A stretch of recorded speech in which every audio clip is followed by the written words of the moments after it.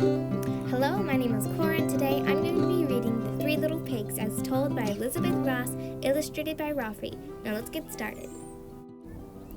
Once upon a time, three little pigs left their mother's home and went out into the world. One was a lively little pig who liked to dance, and one was a happy little pig who liked to sing, and one was a smart little pig who remembered that the wolf was always about. Soon the little pigs met a peddler hauling straw. The first little pig said, "Please, sir, give me some straw so I can build a house." The peddler gave him some straw, and the little pig built his house. But straw is flimsy, so the little house was not sturdy. The second little pig waded into a peddler hauling sticks came along. "Please, sir," he said, "give me some sticks so I can build a wooden house." The peddler gave him some sticks, and the second little pig built a house. But some of the sticks came loose. The new little house almost tumbled down. The third little pig waded into a peddler hauling bricks came along. Then he said, "Please, sir, give me some bricks so I can build a house." The peddler gave him some bricks. The third little pig built a strong brick house. It had a thick door and a big chimney. The three little pigs had just finished their houses and moved in when along came a hungry wolf.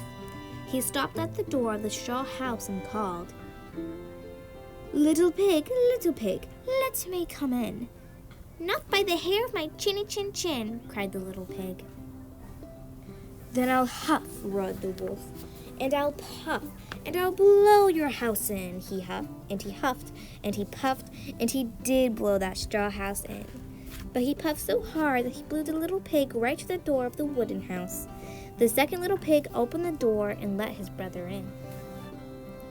The wolf hurried to the wooden house and called, little pig, let me come in."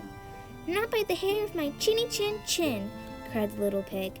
"Then I'll huff, and I'll puff, and I'll blow your house in," roared the wolf. He huffed and he puffed, and he did blow that stick house in. But he puffed so hard that he blew the two little pigs right to the door of the brick house. The third little pig opened the door and let his brothers in. The wolf scurried to the brick house and called, little pig, let me come in." "Not by the hair of my chinny chin chin," cried the little pig. "Then I'll huff, and I'll puff, and I'll blow your house in," roared the wolf. He puffed, and he puffed, and he huffed, and he huffed, but he could not blow that sturdy little brick house. At last he gave up. "Come in with me tomorrow morning at 8 o'clock, he called, "and I'll show you Mr. Smith's fine turnip field." The next morning, the smart little pig got up at 7 o'clock. He hurried to the field and pulled some turnips. Then he skipped back home again. At 8 o'clock, the wolf came to the house. "Are you ready to go to the turnip field, little pig?" he called, smacking his lips. "Oh, I went an hour ago," answered the little pig. "Smell me juicy turnips cooking." Now the wolf was angry at being tricked, but he tried not to show it. "Well then," he said kindly, "come with me tomorrow morning at 7 o'clock. I will show you the big apple tree in Mary Garden." The next morning, the little pig got up at 6 o'clock and hurried to the tree.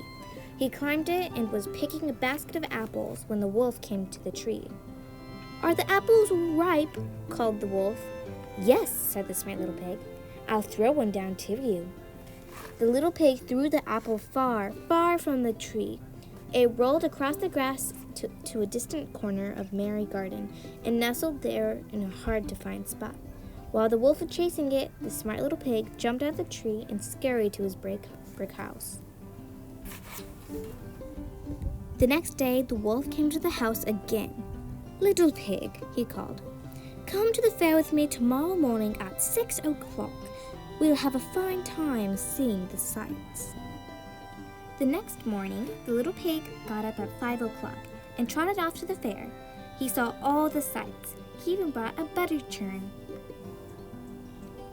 He was on his way home when he saw the wolf coming toward him.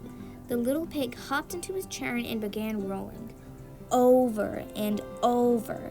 Down the hill, he rolled right past the frightened wolf, who had never before seen a butter churn. He rolled right to the door of the little brick house. The next day, the wolf came to the house. He told about the round thing that had frightened him. "Oh," laughed the smart little pig, "that was my butter churn. When I saw that you were coming, I jumped into it and rolled safely home." The wolf gnashed his sharp teeth in anger. "You have tricked me many times, but you will never trick me again, little pig," he roared. "I'm coming down to the chimney to eat you." Quickly, he scrambled up the roof of the brick house and made his way to the chimney. The smart little pig ran to the fireplace and whisked the lid off a pot of steaming water. When the wolf tumbled in, the little pig popped the lid back in place, and that was the end of the wolf. The three little pigs danced all around the room. Then they settled down and lived happily ever after in the strong brick house with the thick door and big chimney.